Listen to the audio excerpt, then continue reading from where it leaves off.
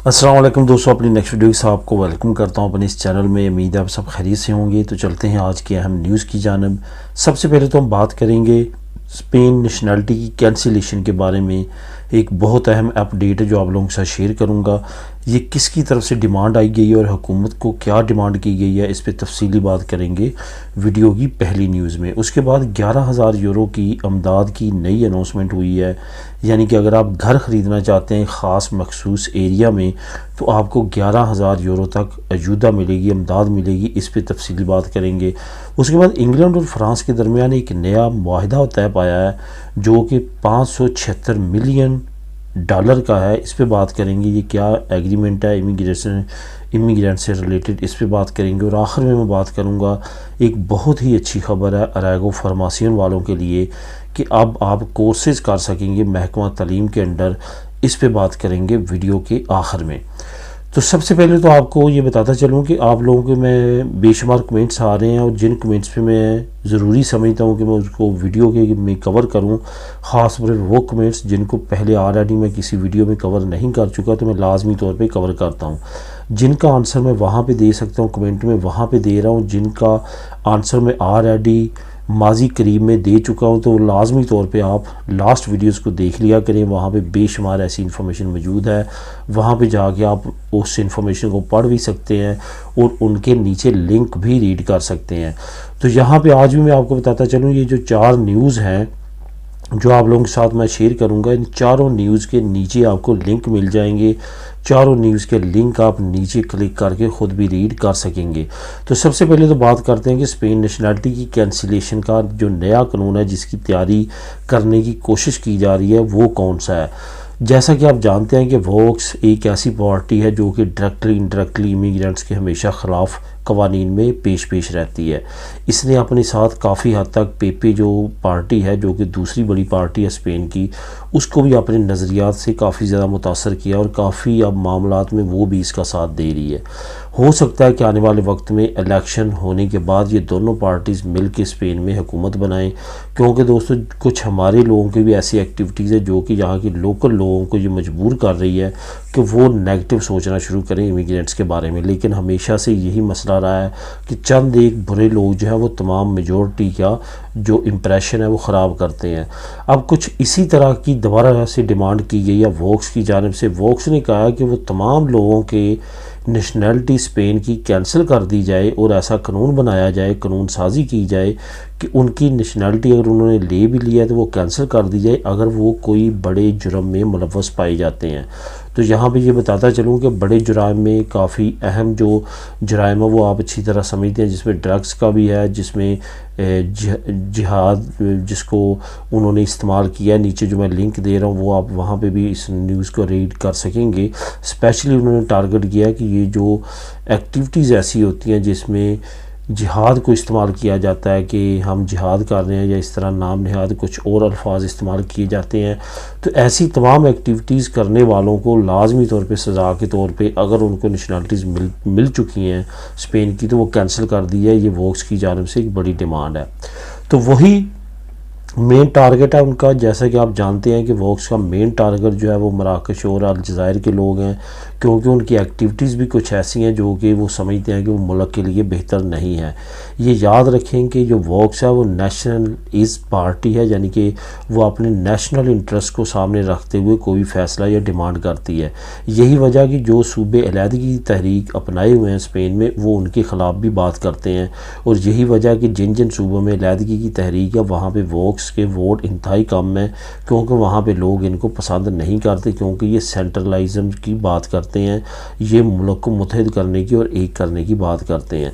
तो इसी तरह की अब ये डिमांड आने के बाद अभी तक हुकूमत की तरफ से इस पर रिस्पॉन्स नहीं आया। लेकिन ये याद रखें कि अगर इनकी हुकूमत आती है तो इस तरह का कानून बन सकता है और आने वाले वक्त में इमिग्रेंट्स के लिए मज़ीद घेरा तंग हो सकता है, ख़ास तौर पर वो लोगों के लिए जो इस तरह के जराइम में मुलव्वस पाए जाते हैं या जिनका करैक्टर सर्टिफिकेट जो है वो नेगेटिव आता है और बड़ी जराइम में नेगेटिव आता है। तो उनके लिए स्पेन की नेशनलिटी कंटिन्यू अपने पास रखना मुस्तकबिल में हो सकता है कि ख़तरा उनको हो और उनकी कैंसिल हो जाए। तो अब बात करते हैं 11,000 यूरो की नई इमदाद की। ऐसी इमदादें जो हैं ये लाजमी तौर पे मैं चाहता होता हूँ कि आप लोगों को इस पे इन्फॉर्म करूँ ताकि आप ऐसी इमदादों से फ़ायदा उठाएं।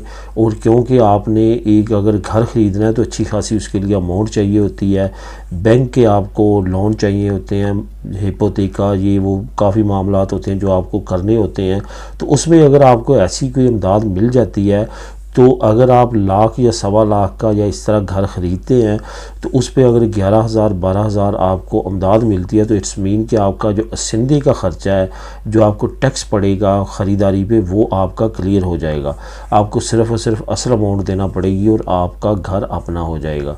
तो इसीलिए अब कनारिया, जो कि एक अहम जजीरा है और काफ़ी बड़ा जजीरा है और वहाँ पे अच्छी खासी आबादी है, तो वहाँ पे रहने वालों के लिए वहाँ पे एक इंस्टीट्यूट दी कनारिया है, उन्होंने अनाउंस किया कि 11,000 यूरो हम जो है वो नया घर ख़रीदने पे पहली मरतबा हम देंगे। इसके लिए शराइत उन्होंने रखी है कि 35 साल से उम्र कम होनी चाहिए, 35 साल से उम्र ज़्यादा नहीं होनी चाहिए। बात दोस्तों वहीं आती है जो मैं कई मरतबा आप लोगों के साथ शेयर कर चुका हूँ कि इनका टारगेट है कि जो नौजवान लोग हैं वो अपने वालिदैन से अलहदा रहें, खुद रहें, ताकि वो अपनी आने वाली फैमिली के बारे में सोचें। क्योंकि 2050 में जो सर्विस बताते हैं वो यही है कि आने वाले वक्त में 2050 तक स्पेन की ज़्यादातर आबादी जो है बूढ़ों की होगी और बहुत कम आबादी जो है वो जवानों की होगी जो काम कर रहे होंगे, जो कि 60-40 की रेशो बताई जाती है। इस वजह से हुकूमतें ऐसी प्लान कर रही हैं, नेशनल हुकूमतें और प्रोविंशियल हुकूमतें, लोकल हुकूमतें, कि ज़्यादा से ज़्यादा जो है वो लोगों को राग़िब किया जाए कि वो बच्चे पैदा करें स्पेन में, ताकि आने वाले वक्त में फ्यूचर सेव हो सके। तो इसमें काफ़ी हद तक कामयाबी मिल भी रही है और काफ़ी हद तक अभी तक नाकामी है, क्योंकि 2022 में पहली मरतबा इस तरह हुआ 1941 के बाद कि जो स्पेन का इतना कम बर्थ रेट आया। उसमें कोरोना वायरस के भी असरात थे, कुछ इनकी अपनी जो एक्टिविटीज़ हैं कुछ ऐसी जिसकी वजह से ये रेशो इंतहाई कम हो रही है। लेकिन इमिग्रेंट्स की वजह से रेशो कुछ मुस्तहकम होती है, लेकिन दोबारा से रेशो दोबारा से इनकी डाउन होना शुरू हो जाती है। यही वजह है कि ये मुख्तलिफ स्कीमें लेके आते हैं। तो इससे भी लाजमी तौर पर आप फ़ायदा उठाएँ। नीचे मैं लिंक दे देता हूँ, लिंक नंबर 2, आप इसको ख़ुद भी क्लिक करके रीड कर सकेंगे। अब बात करते हैं इंग्लैंड और फ्रांस की। इंग्लैंड और फ्रांस ने एक तारीखी माहिदा तय पाया जो कि $576 मिलियन का है। असल में इंग्लैंड गाहे बगाए ये माहिदे करता रहता है फ्रांस को साथ, लेकिन ये बड़ा माहिदा है जिसमें ये उम्मीद ज़ाहिर की जा रही है कि फ्रांस ज़्यादा एक्टिविटी के साथ इमिग्रेंट्स की रोकथाम करेगा। यहाँ पे ये बताता चलूँ कि इंग्लैंड बहुत ज़्यादा कोशिश में है कि जो कश्तियों के ज़रिए इलीगल इमिग्रेंट यूरोप से यूके इंटर होते हैं उनको किसी न किसी तरह रोका जाए या इंतहाई कम कर दिया जाए। यही वजह कि रवांडा का कानून सामने आया, लेकिन उसमें यूरोपीय यूनियन ने भी वार्निंग जारी कर दी। उसके साथ साथ ख़ुद इंग्लैंड के अंदर बहुत जो सीनियर पॉलिटिशियंस हैं, जो कि एक्स प्राइम मिनिस्टर, जिसमें एक्स होम मिनिस्टर शामिल है, उन्होंने भी ये कहा है कि ये मंसूबा कामयाब होता नज़र नहीं आता, क्योंकि ये खुल्लम खुल्ला ह्यूमन राइट्स के अगेंस्ट है। दूसरी बात ये कि अदालतें इसमें रुकावट करेंगी, ये मंसूबा कामयाब नहीं होगा। इस वजह से रवांडा का मंसूबा हो सकता है कि नाकाम रहे। यही वजह है कि उन्होंने मतबादल रास्ते भी अपनाना शुरू कर दिए हैं और एक तारीखी मंसूबा उन्होंने फ्रांस के साथ ये माहिदे की शक्ल में सामने लेके आए। और हो सकता है कि आने वाले वक्त में फ्रांस ज़्यादा अपनी बॉर्डर फोर्स जो है वो बॉर्डर पे लगाए, ताकि इंग्लैंड की तरफ इलीगल इमिग्रेंट्स कम से कम जाएं। आखिर में बात करते हैं बहुत ही अहम खुशखबरी की। जैसे कि आप जानते हैं अरेगो फार्मासियों के लिए बहुत सारे दोस्त परेशान हैं, उनको कोर्सेज़ की समझ नहीं आती कि कोर्सेज़ कहाँ से करें। हम इलीगल हैं, हमें इनम सीपे वाले हमें कोर्स नहीं करवाते और जनता मिनटों वालों के पास ऐसे कोर्सेज़ नहीं हैं जो कि अरेगो फार्मासियों की तरफ लेके जाएं। तो अब महकमा तालीम ने ये हल निकाला है, क्योंकि हर चीज़ को एक वक्त लगता है। आहिस्ता आहिस्ता आपके लिए नए रास्ते ओपन होना शुरू हो चुके हैं। इसका नीचे भी लिंक आपको मिल जाएगा, ख़ुद भी रीड कर सकेंगे, लेकिन मैं ख़ास आपको यहाँ पे हिंट बता देता हूँ।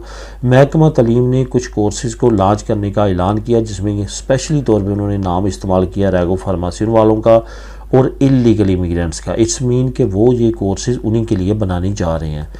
उसमें ज़्यादातर जो कोर्सेज़ हैं वो आपकी टेक्नोलॉजी से मुतल्लक, आपकी स्किल से मुतल्लक है। लेकिन क्योंकि ये याद रखें कि आपको तभी डॉक्यूमेंट मिलेंगे अगर कोई कंपनी आपको कॉन्ट्रैक्ट देगी।